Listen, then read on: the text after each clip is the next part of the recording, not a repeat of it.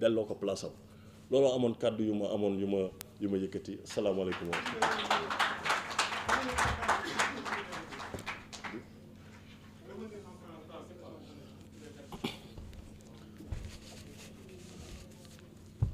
Bonjour à tous. Moi, je m'appelle Ahmed Ndiaye, je suis le directeur général de Ecotra, je suis ingénieur polytechnicien en génie civil.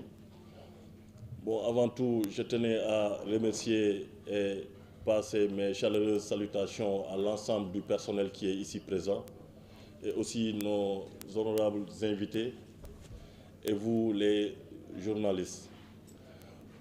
Donc, ce point de presse fait l'objet d'une discussion qui découle de la conférence de presse qu'avait tenue un certain député du nom de M. Tahirou Sarr, conférence de presse à laquelle il avait incriminé Ecotra, disant que Ecotra n'a pas jusque-là démarré les travaux alors que le contrat a été signé depuis 2015, ce qui est archi faux.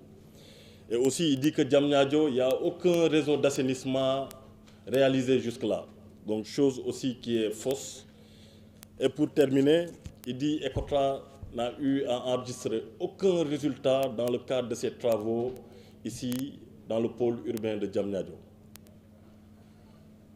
Ces déclarations sont d'une gravité parce qu'elles relèvent d'un caractère faux. Et le sieur en question est mal intentionné. Parce que nous, on n'a jamais fermé nos portes. S'il voulait avoir de bonnes informations, il connaît très bien la voie à suivre. Dans tous les cas, nos portes sont grandement ouvertes. S'il le souhaite, on est là. Mais cela étant dit, nous tenons à préciser que maintenant, on ne va plus accepter que des personnes mal intentionnées se lèvent un bon jour et puis ramasser tout ce qui est mauvais comme qualificatif et jeter ça sur le nom de Ecotra. Ecotra est une entreprise où travaillent des Sénégalais. Il y a des expatriés de plusieurs nationalités pour assurer le transfert de compétences. Malgré tout ça, on a un personnel qui est là, concentré à atteindre des objectifs. Mais toujours, c'est une entreprise qui subit. D'habitude, on laissait passer. Maintenant, on a jugé que cela ne va plus se reproduire. On ne peut plus laisser les gens ternir l'image de l'entreprise. Et quel que soit le prétexte. Donc c'est un nouveau conseil d'administration qui est là. Il y a aussi une nouvelle direction générale et qui n'hésitera pas sûrement à toujours rappeler à l'ordre ces personnes mal intentionnées qui font tout pour dénigrer l'entreprise Ecotra. Cela étant dit, nous souhaiterions faire un petit rappel de l'objectif de Ecotra. Ecotra est une entreprise créée par le président Abdoulaye Sylla. Et ça, c'est pour son peuple, c'est pour le peuple sénégalais. Donc aujourd'hui, il y a beaucoup de jeunes qui sont formés dans cette entreprise. Donc la plupart des cadres que vous avez dans d'autres entreprises de BTP, c'est des jeunes qui ont été formés au sein de cette entreprise.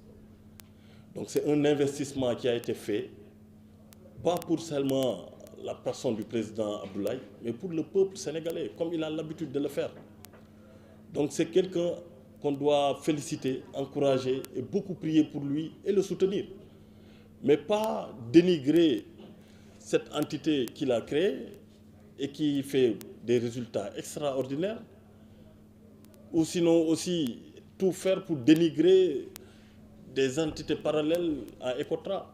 Donc ça, c'est des choses qu'on ne va plus accepter. C'est pourquoi nous avons tenu à organiser ce point de presse pour remettre les points sur les i et faire savoir à Tahirou ou à quiconque d'autre que toutefois on notera des déclarations tendant à dénigrer cette entreprise sur du faux, le répondant sera toujours là. On fera face et on dira toujours non parce qu'on n'a pas peur de ce qu'on dit. On sait très bien ce qu'on dit. Et en plus de ça aussi, toute la connaissance qui s'y est dans notre domaine, elle est là. Donc ce n'est pas des gens qui vont rester de l'extérieur pour dénigrer ou nous calomnier. Donc ça, c'est des choses qu'on ne va plus accepter. Et nous lui demandons d'arrêter et que cela ne se reproduise plus. Donc c'est en ces termes que j'avais à me prononcer en tant que directeur général de la société Ecotra. Merci à tous.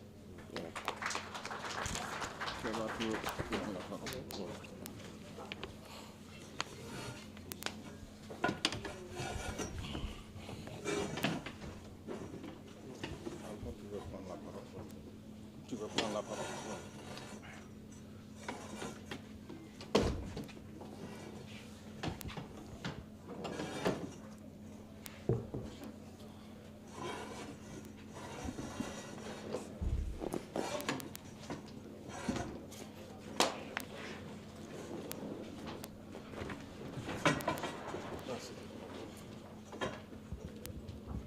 Asalaamaaleykum mbooloo mi maa ngi nuyu képp ku fi teew ci turam ak santam di leen gërëm bu baax a baax di gërëm suñu gan yi di rafetlu seen teewaay man maay Alpha Samb di ingénieur polytechnicien di directeur technique bu Ecotra di gërëm bu baax le président Cheikh ci introduction bi mu def préciser li ñu fi indi ba tax ñuy waxtaan ak yéen di gërëm di sant le DG Ahmed précision yi mu indi nekk na lu am solo di gërëm suñu personnel bi yëpp seen motivation seen taxawaay ñu rafet na lool malgré jafe-jafe yi nga xamante ne ñu ngi koy dund yéen ngi là présent suba ngoon guddi bëccëg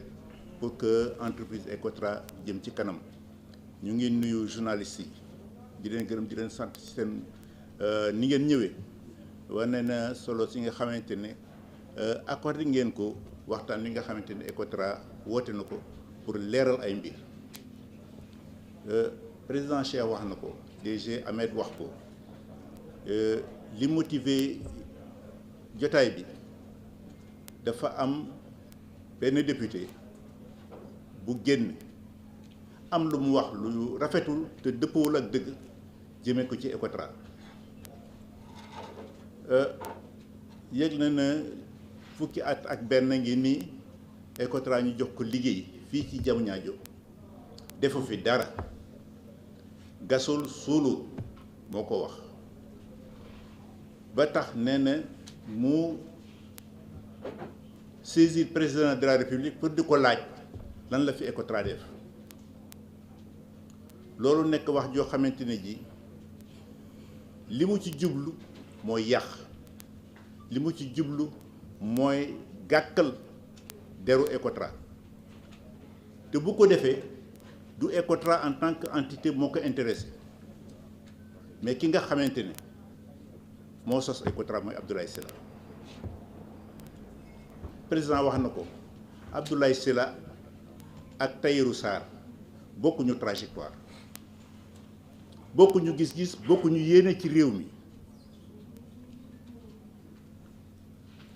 président Abdoulaye Sylla dafay doomu Sénégal yàlla dimbali ko mu ne li ma yàlla dimbalee duma ci def dara dul jàppale Sénégal wan doomu Sénégal ne doomu Sénégal mën na bokk ci ñiy tabax réew mi li mu am ci xam-xam ak mën-mën ak alal mu def ko ci réew mi prise Abdoulaye Sylla di employé ay sénégalais lu ëpp 2 junni sénégalais di xëy di wàcc di faj seeni soxla ci liggéey bi nga xamante ne Abdoulaye Sylla may na leen opportunité ñu am ko jël ay nit bitim réew jëli seen xam-xam boole leen ak sénégalais yi pour que ñu mën a ñoŋal seen xam-xam ci liggéey Abdoulaye Sylla indi na fi lu ëpp 26 nationalités te képp ku fi ñëw xam-xam nga fi indi mu boole la ak sénégalais yi ñu jàng ci ñoom xam-xam ba am ci mën-mën moo xamante ne bi DG wax na ko sànq koo ngeen gis ci secteur bâtiment travaux publics ci yeneen entreprise ña ko yore fii la ñu jaar ndax président Abdoulaye Sylla mu créé ab kii Ecotra 2016 2017 mu recruter ay jeunes ingénieurs 35